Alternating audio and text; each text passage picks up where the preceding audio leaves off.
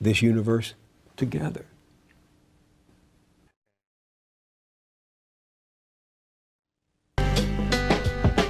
Damn, it feels good to be a gangster. You look at the formation of the Earth and the earliest sign of fossil life. Subtract a few hundred million years at the beginning of Earth, when Earth was a shooting gallery. Earth was still accreting the birth materials of the solar system. It's hostile to complex chemistry over that time. Not fair to start the clock then. Wait a couple 100 million years, now start the clock, and wait around and see when you have the first signs of single-celled life. At most, 400 million years. At most. Earth has been around for 4.5 billion? So Earth, without any help from us, with basic ingredients found throughout the universe, managed to create life, simple though it was. So, and Earth, one of, 8 planets, get over it. One of, sorry.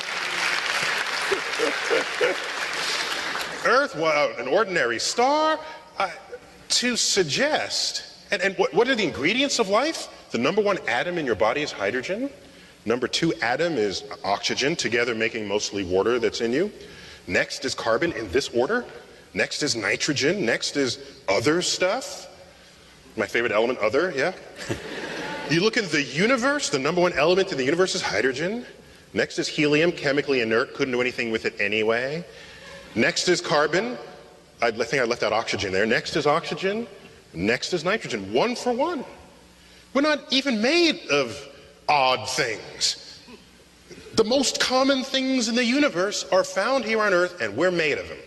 And carbon, one of the most chemically fertile element on the periodic table. It's not a surprise. We're carbon-based. Life is just the extreme expression of complex chemistry. Point is, it happened relatively quickly with the most common ingredients in the universe. To now say life on Earth is unique in the universe would be inexcusably egocentric. Yeah, I agree with that. Oh, So why am I even going here? Because I'm trying to explain to you that you fast forward, the dangers here is that you fast forward to 21st century America and ask, what influences are we feeling now? Because that naming period in Islam stopped and it never recovered. Because the way of thinking about the natural world, revelation replaced investigation. Okay? So I fast forward to 21st century, and what do you find? You get things like this. Okay? This is in America. All right? So now, what I find interesting is it's the level of passion that it requires to actually do it. You got to like pay for this, okay? And it means a lot of people are pissed off at the Big Bang.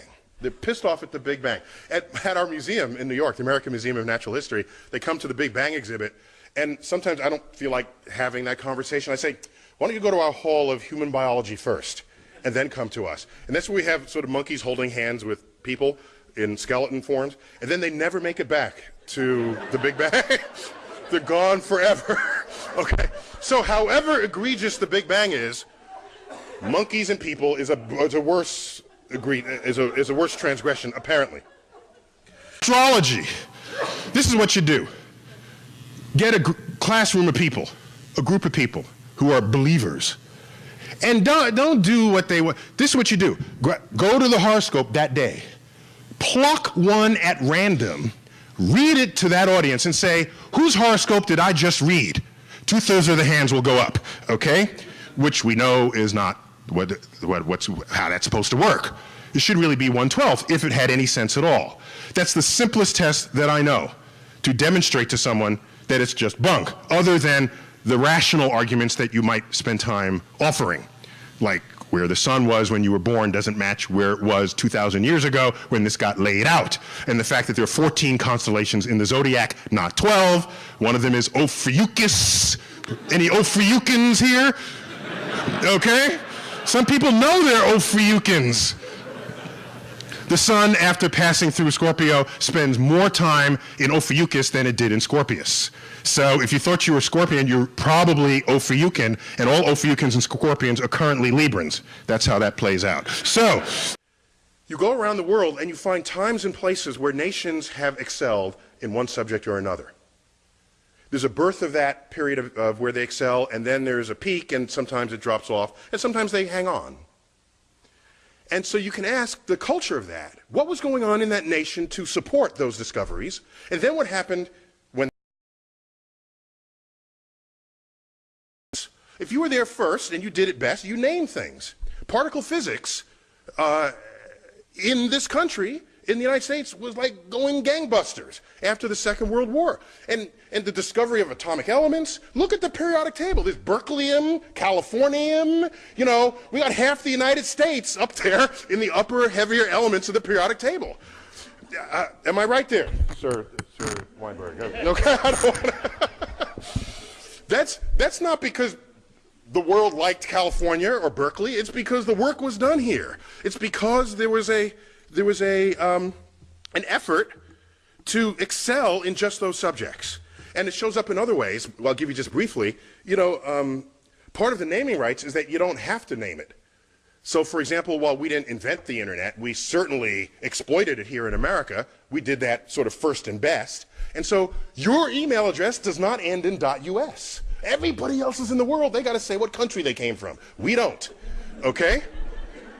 It's simple, but it's the consequence of being there first and doing it better than anyone had done it before. Do you know that the British postage stamp is the only postage stamp in the world that does not identify the country of origin? Because they invented postage stamps. So why should they have to say what country it is? It's their invention. Okay? Check them out. It's just the facts of this. The constellations of the night sky. It's the Greek and Roman, and it's lasted to this time because they did a really good job thinking that stuff up. All the mythologies of the heavens, that really stuck with us. All right, so I'm going to make a larger point. Not to get gratuitous on you here, but September 11th, 2001, as we all know, this was going on in New York City. This is the view outside of my window. I live 4 blocks from ground zero. Excuse me, this is the corner of the building in which I live. I went outside to get this view. I was at the time judging whether I should go collect my daughter, who was in an elementary school 2 blocks north of the North Tower. North is to the right in this picture. So I want to get a closer view with a highly magnified zoom lens to see what, while that was happening, the plane flew into the South Tower. And so no one was thinking terrorism until the second one was hit. The first one was just sort of a bad tragedy. And so these are just 3 frames from my camcorder. This is at t equals 0. This is 1 second, well, like actually a fraction of a second. The plane was moving probably 500 miles an hour. And just to understand, the black building, that black sort of monolithic building, that is 50 stories tall. This is New York City, people. So tall buildings are kind of, they're just all over the place. And that's just a hotel, a 50-story hotel. And it's the towers are foreshortened because they're the angle at which this is shown. I put these up because a few days after this, President Bush, I don't remember where he said this, on the steps of the White House, in the Rose Garden or at the Capitol, in an attempt to distinguish we from they, the terrorists who flew these planes into the buildings and into the, that went down in Pennsylvania and in Washington, to distinguish we from they, he loosely quotes a phrase out of the Bible by saying, our God is the God who named the stars. Now, this is before I was on his Rolodex, okay?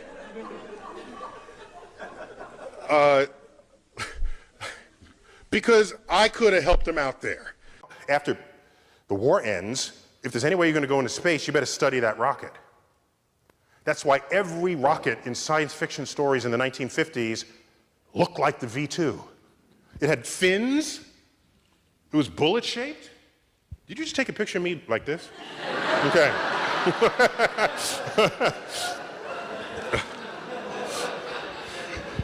So the influence was huge. People's visions of space. The spaceship had fins, and you know what else had fins? Our cars had fins. If you go to the designers, they're not going to say, oh, I did this because rockets have fins. It was in the air.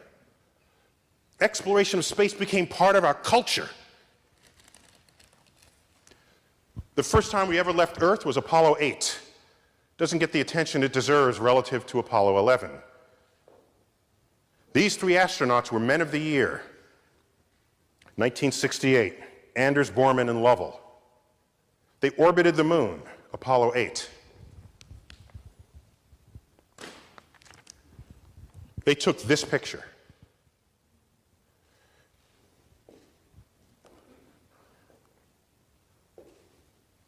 I'm almost done here, so I know you got to vote or something, or go somewhere. Is that? If you have a healthy science program in your country, you guarantee your economic future. You're innovating. Then you don't have to have arguments about tariff regulations on products. You don't have to worry about jobs going overseas because they don't know how to do it yet, because you just invented it. I can't stand it when I hear these discussions about our job force. I have to close my ears. Yeah, you can put up some tariffs. Yes, you can complain about them paying their workers less. Sure. Okay.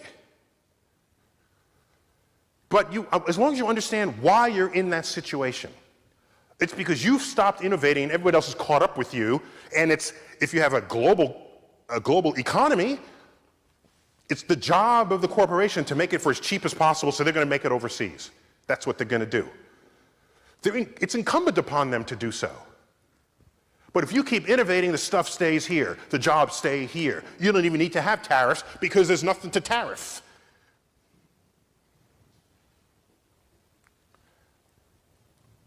You assure the economic stability of your future. So when I hear people say, oh, we can't afford NASA, we can't afford it, we can't, it's like, you can't afford not to. What he did was he didn't invoke Zeus to account for the rock that he's standing on or the air he's breathing. It was this point of mystery, and in gets invoked God. This, over time, has been described by philosophers as the God of the gaps. Mm-hmm. If that's where you're going to put your God in this world, then God is an ever-receding pocket of scientific ignorance. If that's how you're going to invoke God, if God is the mystery of the universe, these mysteries, we're tackling these mysteries one by one. If you're going to stay religious at the end of the conversation, God has to be more to you than just where science has yet to tread. So to the person who says, maybe dark matter is God, if the only reason why you're saying it's because it's a mystery, then get ready to have that undone.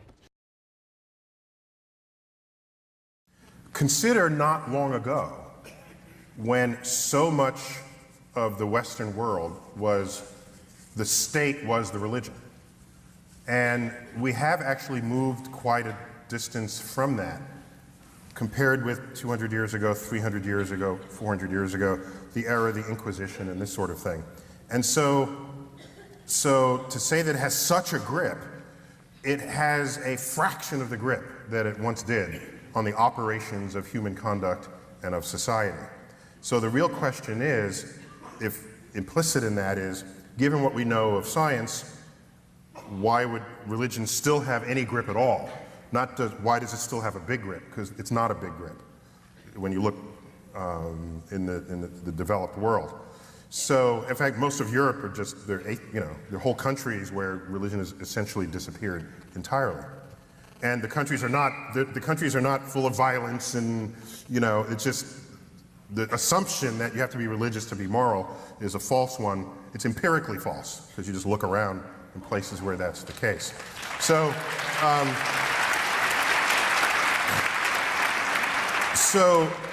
so that's one fact. And we pull away from that a little. There's plenty of what goes on in religious texts that has tremendous value to how to think about life and how to treat one another. In fact, Jefferson created what was essentially what you can think of as the Thomas Jefferson, the Jefferson Bible. I don't know if you ever heard of this. He went through the Bible, and I think both the Old and the New Testaments, and he crossed off everything that was sort of mythical, magical, things that clearly violated known laws of nature, and kept the rest, and said, here is the stuff of the Bible that should have value to any modern person going forward.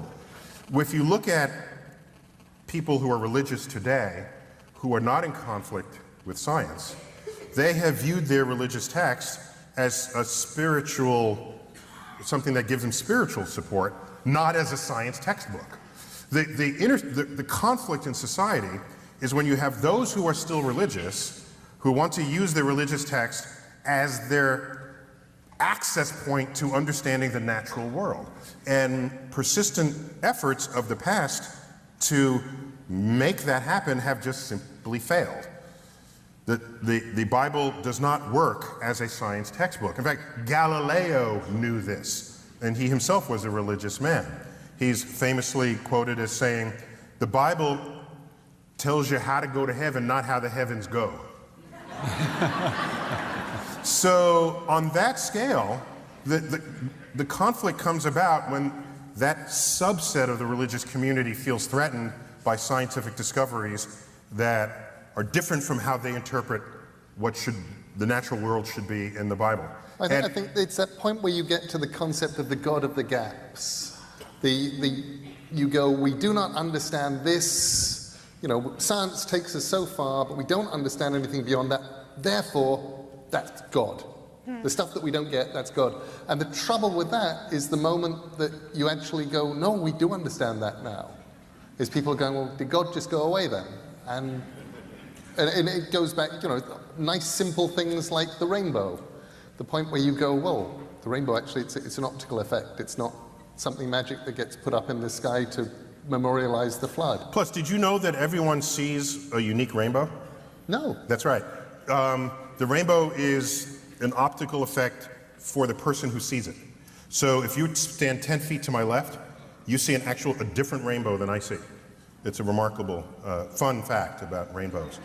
My favorite fun fact about rainbows is the fact that they were originally believed to have 6 color bands, but that Newton added indigo and violet. Yeah, Newton liked his 7. The number 7. He had a mystical feeling for the number 7. Throws in indigo that no one else sees. Yeah, nobody, hands up here, who actually goes, indigo, violet, there's the indigo. You don't. You just go purple. Yeah, exactly. Blue, purple. But so another thing about the rainbow, because each rainbow is unique to the viewer, it can only be a rainbow that is exactly face-on to you. You've never seen a rainbow that was like at an oblique angle. Think about it. They're exactly hemispherical in front of you. That's why you can never get to the base of the rainbow. Because that would mean your perspective on it would change. That's what makes it a good place to hide the gold. Okay? In case you didn't know. All right. Are you outing yourself here as an unbeliever in leprechauns? People have been burned at stakes for that. Indeed am. Another thing, you mentioned the God of the gaps.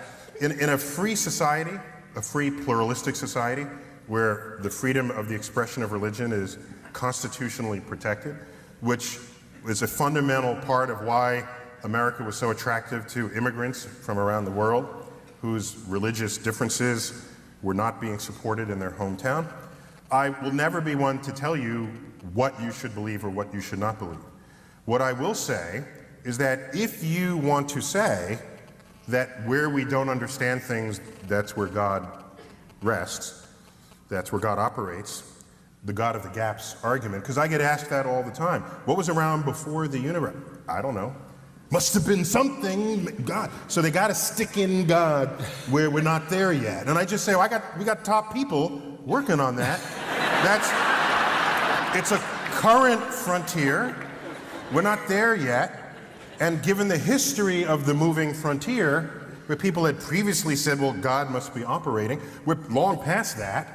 Those explanations have come, and so there's no compelling reason to say God did it and then sort of give up and go on to the next problem. My issue with the God of the gaps is that if you feel that way, you should not be writing the science curriculum of a classroom. Okay? That's all. Okay?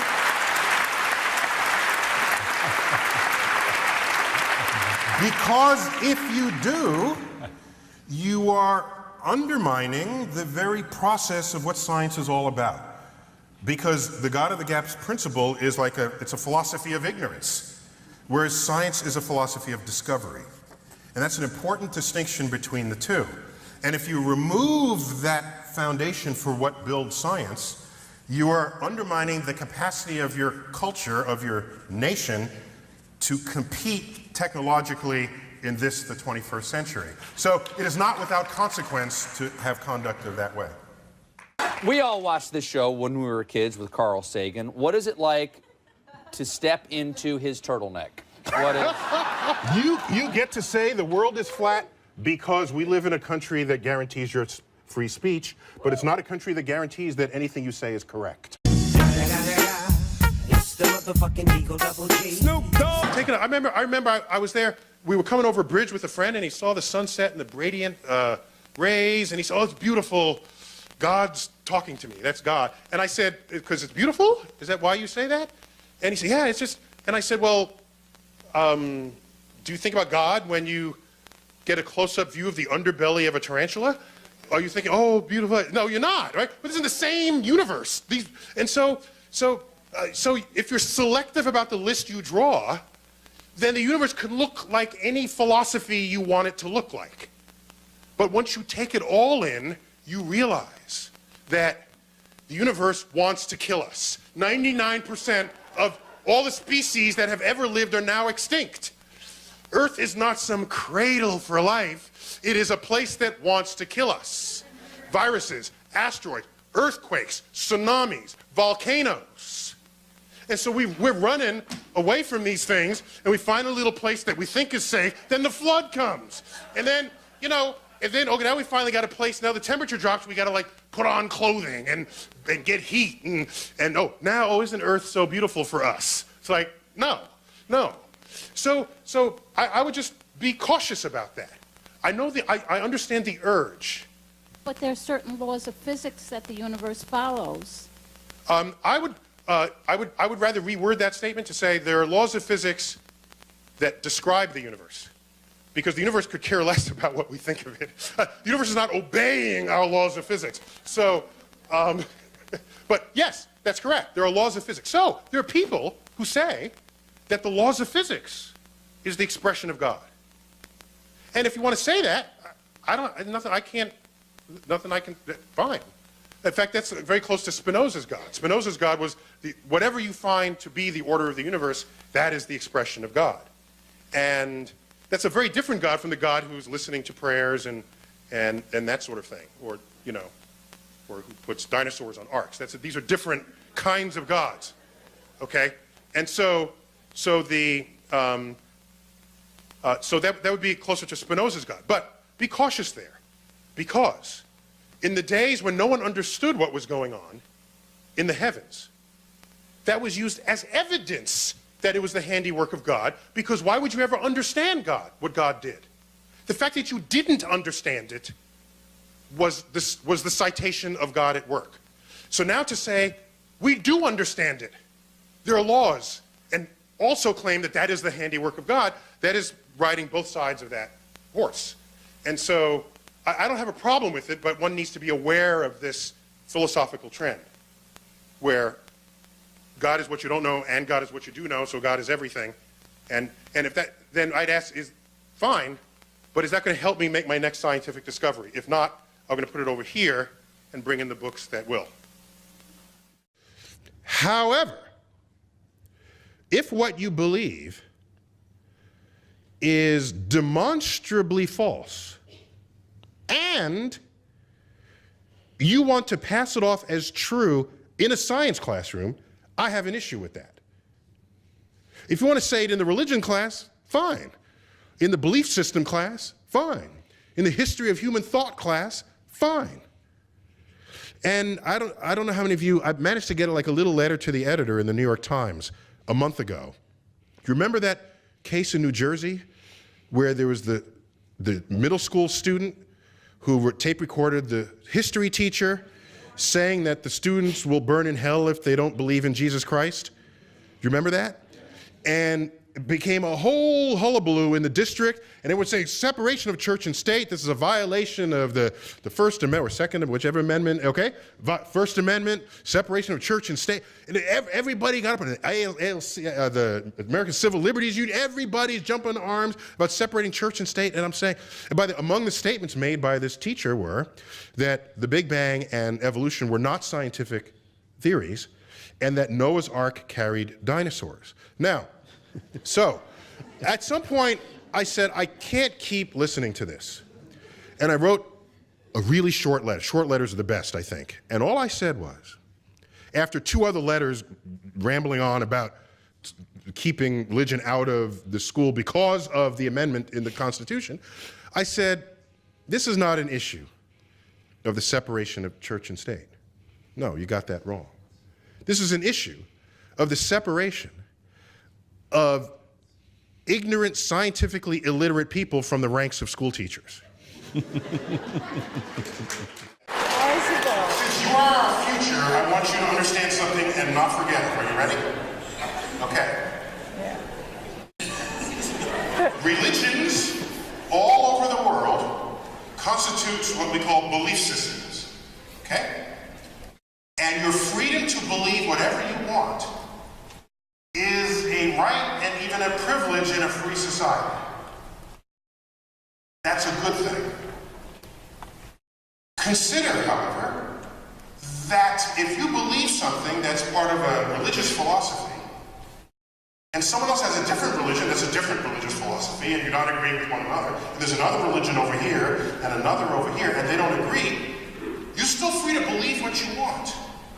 But what that tells you is that it is unstable to build a government on a belief system. What you want is objectively verifiable truths around which we can all agree. That's what you build your economic system on, your governance on. Once you have that, then you go forth to your mosques, and to your churches, and to your... Go forth and preach and believe whatever you want. But know the difference, as Galileo did, between how to go to heaven and how the heavens go. That's my answer to it. Education, I think, at its best, is not telling you you're wrong, or even telling you you're right. It's teaching you how to be curious so that you know how to find an answer. And so if I tell you that if you rub these crystals together, it'll heal you, and you say, oh, wow, that's great, give me them, I'll buy them. You say, well, that's stupid, right? Or if you say, that's ridiculous, get out of here, you know, that is equally as intellectually lazy as it is to accept them. What takes more work is questioning it. Where do they come from? What are they made of? What's their chemical composition? Where did you find them? What tests showed that what you're... By the time you ask, the person's gone. They're not going to sell it to you because you asked questions. So the point is there are people who are being handed their opinions. They're being handed their points of views by people who they do not know how to question. And those are not the seeds of an informed democracy. In fact, that's the beginning of the unraveling of an informed democracy. And the moment somebody's opinion is handed to everybody, that we know what kind of governments those are, and those are not free societies. Those are free societies where your thought is controlled.